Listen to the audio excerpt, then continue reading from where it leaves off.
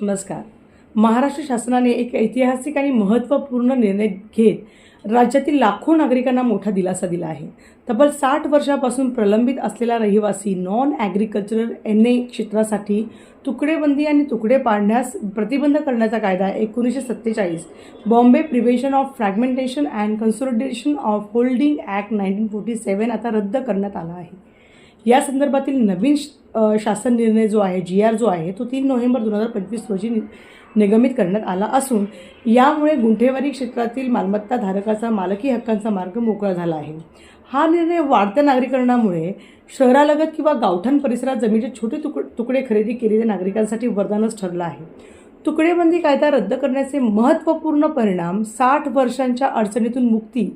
हा तुकडेबंदी कायदा 15 नोव्हेंबर 1965 रोजी लागू करण्यात आला होता आणि या कायद्यानुसार प्रमाणभूत क्षेत्रापेक्षा कमी असलेले जमिनीचे तुकडे अधिकृतपणे खरेदी विक्री करता येत नव्हते किंवा त्यांची नोंदणी करताना अडथळे येत होते. 49 लाख व्यवहार नियमित होणार. राज्यातील असे प्रलंबित असलेले जवळपास 49 लाख जमिनीचे व्यवहार आता कायदेशीररित्या नियमित करता येणार आहेत. अतिरिक्त शुल्क लागणार नाही. या व्यवहारांना नियमित करताना नागरिकांकडून कोणतेही अतिरिक्त शुल्क आकारले जाणार नाही. मालमत्ता नियमित करण्याची प्रक्रिया काय असेल तर रजिस्टर्ड असायला पाहिजे. मेन म्हणजे व्यवहार कसा असला पाहिजे, रजिस्टर्ड.